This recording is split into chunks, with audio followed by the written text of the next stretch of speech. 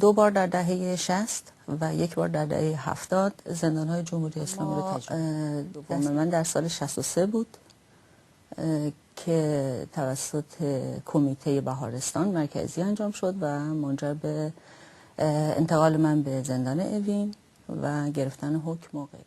کسانی که در واقع هوادار یا سمپات سازمان مجاهدین بودن خب خیلی آشناست که به اونها منافق گفته میشد و اونهایی که طرفدار گروه‌های مارکسیستی بودن به اونها کافر گفته میشد، چون که مشمول احکامی مثل ارتداد، الحاد، امثال اون. اما به طور کلی دهه 60 و مبارزه و مقاومت یک مفاهیم خاص خودش. جمهوری اسلامی شکنجه رو مثل سیستم‌های استبدادی دیگه استفاده می‌کرد برای بقای خودش به دو شق، یکی فیزیکی، یکی روحی یا روانی. این چیزیه که هر رژیم یا سیستم استبدادی برای بقای خودش استفاده میکنه. اما تفاوتی که جمهوری اسلامی داشت اون کانالیزه شدن در اون ایدئولوژی این نظام هست، به این معنا که میدونیم در قانون اساسی شکنجه اساساً وجود نداره و منع شده، ممنوع هست، جرم محسوب میشه. اما از دریچه مذهب، از دریچه قوانین شریعت این به معنای شکنجه نیست. تعریف خاص خودش رو داره به این معنا که شلاق زدن میشه تعزیر، میشه حد، شکنجه میشه مجازات های اسلامی طبق قوانین و احکام اسلامی. کسی که بخواد با نظام اسلامی مبارزه کنه، کسی که بخواد در برابر امام عادل بایسته، خونش حلاله، ریختن خونش حلاله، کشتنش واجب میشه، مستحب میشه، ثواب هم داره. یعنی شکنجه در واقع تبدیل به یک عمل مقدس میشه، به یک آیین مذهبی میشه. اینجاست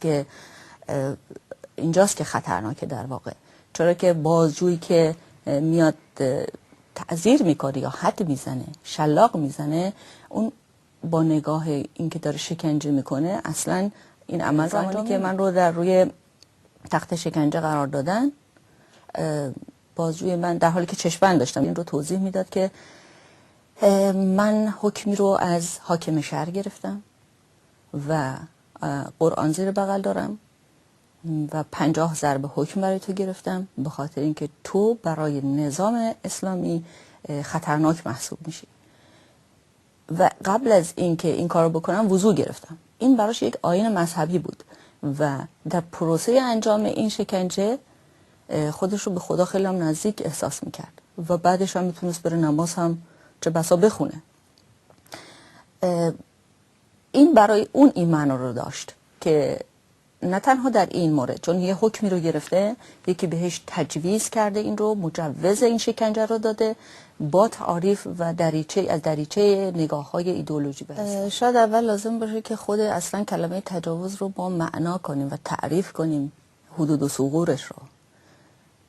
تجاوز دخول آلت در آلت تناسلی زن صرفا نمیتونه باشه. حریم شخصی فرد، ساحت انسانی فرد به هر ترتیبی که بدون اجازه و بدون رضایتش شکسته بشه میتونه مفهوم تجاوز داشته باشه. این میتونه یک مقیاس باشه از صفر تا نهایت خودش. بنابراین وقتی که یک فرد زندانی به خصوص زن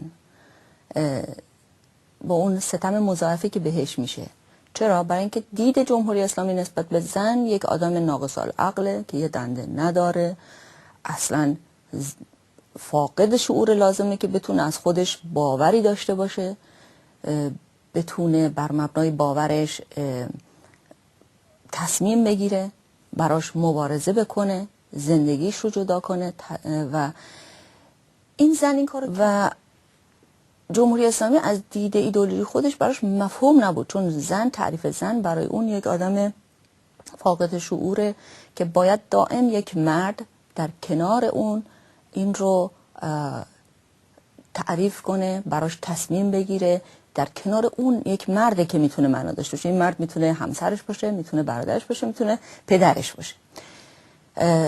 تو قوانین هم داریم که بدون اجازه اون سفر نمیتونه بکنه، حتی یک زنی که بالغ عاقل ازدواج هم کرده و بچه هم داره.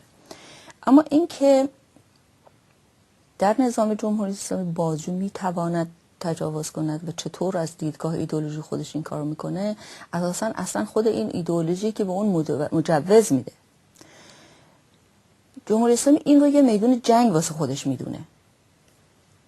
کسانی هم که در واقع در برابرش میستن و میخوان این نظام رو ساقط بکنن، این نظام استبدادی رو، کسانی هستن که باهاش در جنگن و این جزو اون احکامی میشه که محاربه با خداست، محاربه با امام عادله.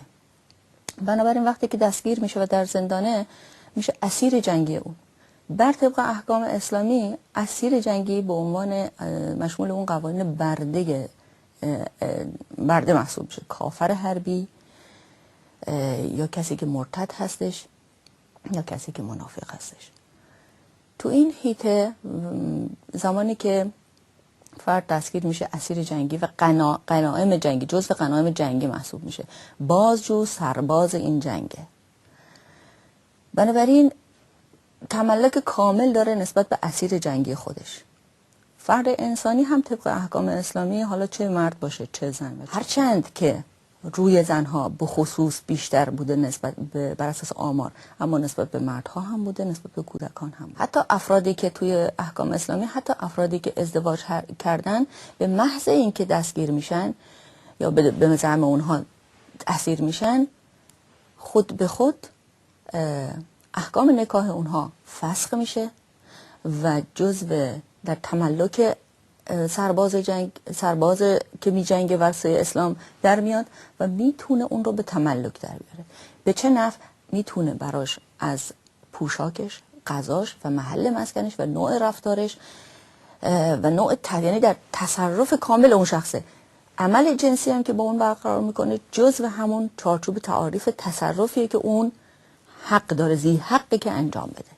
این از دریچه اون بازجو.